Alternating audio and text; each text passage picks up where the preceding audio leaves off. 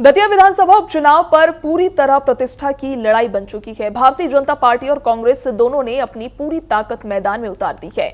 भाजपा की ओर से प्रदेश अध्यक्ष हेमंत खंडेलवाल खुद चुनावी मोर्चा संभाले हुए हैं। वहीं कार्यकर्ताओं की बैठकों से लेकर जनसभाओं तक वे हर रणनीति का हिस्सा बन रहे हैं। ऐसे में दतिया के चुनावी समीकरण भाजपा की रणनीति और जीत के दावों पर टीवी 24 के एडिटर अतुल विनोद पाठक जी ने भाजपा प्रदेश अध्यक्ष हेमंत खंडेलवाल से खास बातचीत की। देखिए।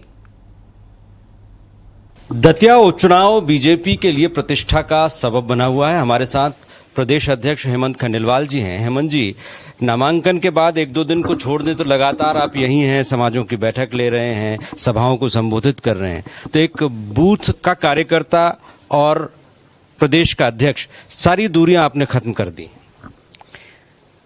विगत 2-3 दिन से मैं दतिया में हूं और अध्यक्ष के नाते, क्योंकि उपचुनाव है इसलिए जिम्मेदारी है, इसलिए मैं यहाँ चुनाव में अभी सक्रिय हूँ।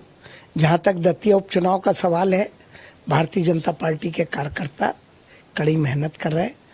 हमारे सभी कार्यकर्ता मिलके भारतीय जनता पार्टी जीते, इसके लिए प्रयास कर रहे हैं। आशुतोष तिवारी जी हमारे उम्मीदवार हैं और जनता का भरपूर समर्थन उन्हें मिल रहा है। भारतीय जनता पार्टी ये चुनाव भारी बहुमत से जीतने जा रही है। नरोत्तम मिश्रा जी को स्वाभाविक दावेदार माना जा रहा था, वो खुद भी अपने आप को उम्मीदवार के रूप में प्रस्तुत कर चुके थे।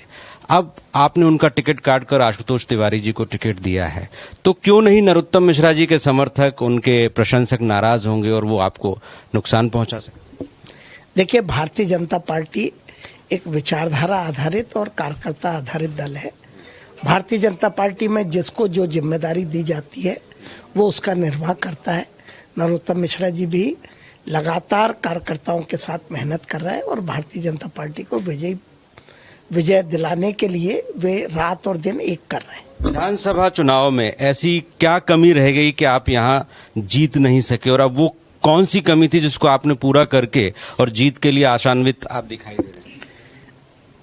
देखिए, कई बार विधानसभा चुनाव में कांग्रेस के द्वारा कुछ इस तरह की बातें की गई होगी कि जनता को लगा होगा कि शायद दतिया का विकास कांग्रेस करेगी, लेकिन आप सब जानते हैं कि विगत 2.5 वर्ष में दतिया का विकास का पहिया रुका हुआ था।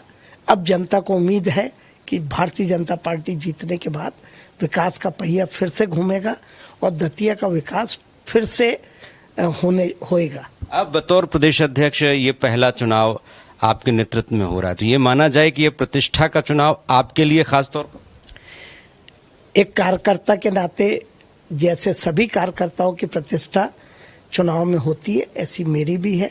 और एक कार्यकर्ता के नाते मैं यहाँ काम कर रहा हूँ और सभी कार्यकर्ता मिलकर काम कर रहे हैं। ऐसा आप कार्यकर्ता के रूप में, अध्यक्ष के रूप में लगातार सक्रिय हैं, तो ऐसा कौन सा कार्य है जिसकी बदौलत बीजेपी को जनता वोट देने जा रही है? जैसा कि आप कह रहे हैं कि जीत रहे हैं हम, तो वो कौन सा बड़ा काम जिसको आप गिनाना चाहते हैं टीवी चैनल के माध्यम से, और वो कोई कमी जो आपको लगती है कि जो रह गई हो वो पूरा करेंगे आप जीतने के बाद? देखिए, विकास पिछले 10-15 साल में जो दतिया में हुआ वो भारतीय जनता पार्टी के नेतृत्व में हुआ, भारतीय जनता पार्टी की सरकार में हुआ। हमारे पूर्व मंत्री नरोत्तम मिश्रा जी यहाँ से जनप्रतिनिधि थे। हमारे केंद्र की सरकार की योजनाएं, हमारे मोहन यादव जी सरकार के काम, जनता का भरोसा भारतीय जनता पार्टी के कामों पे है। उसी की बदौलत भारतीय जनता पार्टी ये चुनाव जीतने जा रही है। कोई भी धन्यवाद। तो ये लोकतांत्रिक व्यवस्था है, इसमें चुनाव में सभी दल स्वाभाविक रूप से दावेदारी और उम्मीद जताते हैं। कैमरामैन सुशील यादव के साथ अतुल पाठक, टीवी 24 दतिया।